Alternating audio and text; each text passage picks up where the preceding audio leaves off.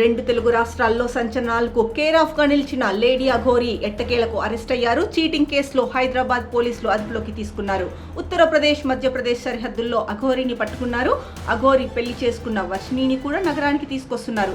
బుధవారం మధ్యాహ్నానికి అందరూ హైదరాబాద్ చేరుకునే అవకాశం ఉంది. ఇక ఒక మహిళకు ప్రైవేట్ పార్ట్ కు సంబంధించి పూజ చేస్తానంటూ 10 లక్షల రూపాయలు వసూలు చేసినట్టు మోకిల పోలీస్ స్టేషన్ లో ఆ మహిళ ఫిర్యాదు చేశారు.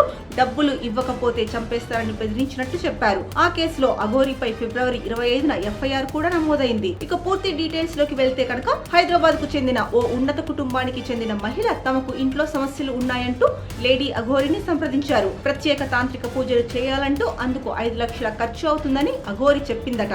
ఉజ్జయిని తీసుకెళ్లి పూజ చేయించిందట. ఆ తర్వాత మరో పూజ కూడా చేయాలని, చేయకపోతే మీకే నష్టం అంటూ బెదిరించి మరో 5 లక్షలు డిమాండ్ చేసిందట. అలా 2 దఫాలుగా 10 లక్షలు ఇచ్చినట్టు తెలిపింది బాధితురాలు.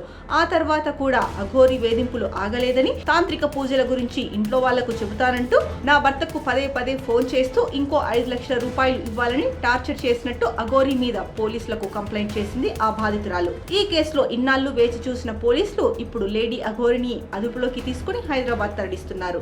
ఇక ఇటీవలే శ్రీవర్షిణి మెడలో ముచ్చటగా మూడోసారి 3 ముళ్ళు వేసింది లేడీ అఘోరి. కొత్త కాపురం మొదలు పెట్టే ప్రయత్నాల్లో ఉండగా ఇలా పాత కేసు కొత్తగా అఘోరి మెడకు చిక్కుకుంది. మరి ఆ చీటింగ్ కేసులో అఘోరి అరెస్ట్ అయి జైలుకు వెళ్తే వర్షిణి పరిస్థితి ఏంటి? అఘోరి లేకుండా వర్షిణి ఉండగలదా? తల్లిదండ్రుల దగ్గరికి వెళ్తుందా లేదా అనేది చాలా మంది చర్చించుకుంటున్న పాయింట్. ఇక మరోవైపు అఘోరి తనను పెళ్లి చేసుకుని మోసం చేసిందంటూ మొదటి భార్య రాధిక సైతం ఇటీవలే పోలీసులకు ఫిర్యాదు చేసింది. వర్షిణితో జరిగిన రెండో పెళ్లి చెల్లదని వాదిస్తోంది. స్వతహాగా లాయర్ అయిన రాధిక అఘోరిని మరింత చిక్కుల్లో పడేస్తుందా?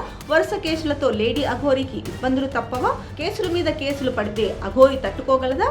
ఇలా అనేక అనుమానాలున్నాయి. ఇదే అదునుగా వర్షిణి పేరెంట్స్ కూడా రంగంలోకి దిగి లేడీ అఘోరిపై చర్యలకు పట్టుబట్టొచ్చని తెలుస్తోంది.